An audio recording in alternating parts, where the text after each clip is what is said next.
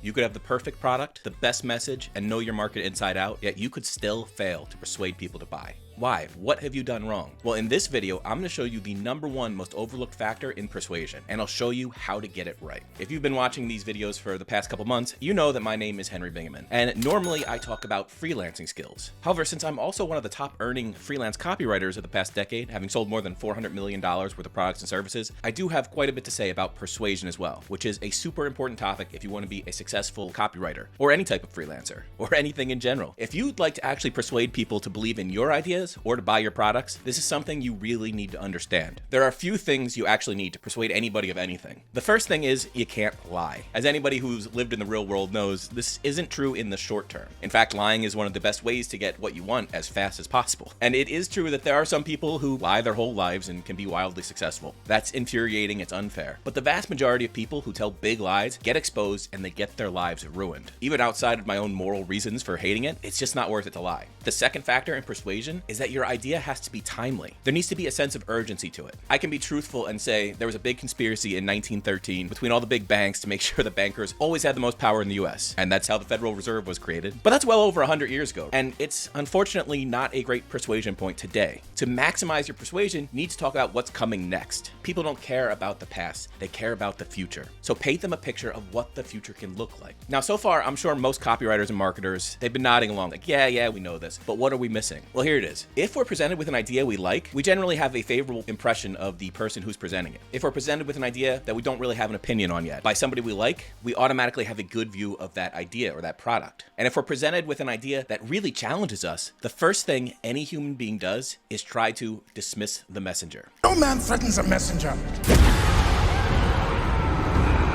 This is absolutely critical to understand because a lot of what we're selling, including ideas or new products, they're only viable if they have the right messenger. This is something that, for whatever reason, marketers and copywriters don't seem to really comprehend. As soon as you say something that will make people uncomfortable, they instantly look for ways to discredit you. Not the idea, not the concept, not the product. They want to find a reason to dismiss the idea or product by first dismissing the messenger. A well-known Democrat promoting a product to a largely Republican audience is just a non-starter. Even if it's something as innocuous as dish soap, they just don't want to hear it from that person. And this has changed over time. It used to be that maybe a Harvard MD promoting a medical treatment was a home run. But now, these days, the brand name of Harvard has been so ruined among most people that I personally wouldn't use that Harvard MD in that situation. You have to understand who your market is, who they trust, and who they do not trust under any circumstances. And that means the critical thing missing for most people is picking the right spokesman for their product or message. There are 3 types of spokesman you can use for any type of product or idea: the celebrity, the expert, and the everyman. Before I break them down, it would be awesome if you could hit like and subscribe to this channel. It really helps me out a lot. And if you want to leave a comment below and let me know what your favorite type of spokesperson is, I'd love to hear it. All right, the celebrity is the easiest one to use. For no real good reason, people just trust celebrities. And I've taken full advantage of this in my copywriting career. This is why I've worked with Steve Harvey, Damon John, Joe Montana, and on and on. Celebrity just works. When people feel like they know and trust a person already, which is what celebrities have, they don't put up the same defenses as they do with other types of people. Unfortunately, celebrities know this and they charge a ton because of it. A lot of times they're not worth it for most people unless you can shell out 6 or even 7 figures to hire that celebrity. So mostly what you'll be working with is experts and the everyman. Now, these sound like they should be worlds apart, but they're actually pretty close together. The expert is the person who spent years or even decades studying a specific problem, working on solutions. He or she may not have credentials, or they may, but they know the topic inside and out. The everyman doesn't have the credentials or maybe even the years of experience, but by luck or chance or whatever, they found a solution that works for them. And look, celebrity works best. That may be the downfall of society, but it's a fact. However, if you need to choose between expert and everyman, it's a much trickier decision. The fact is you want both. Obviously, most promotions are going to be one voice, one person talking to camera, or one person writing a letter to you. A lot of times what I've done throughout my career is have it look like a news broadcast where 2 people are sitting behind a desk. And in that case, you get the expert and the everyman. So you have the person that can be related to, and you have the person that knows the thing inside out. But if you're choosing a spokesperson that's an everyman, he needs a ton of experts backing him up. That means a lot of citation, a lot of proof. If he or she is an expert, she needs a ton of everymen backing her up. Proof that the solution that was found has worked for normal people and that relatable people to the audience are taking advantage of that idea. If you're in the persuasion game, if you're in sales or messaging or anything like that, you need to get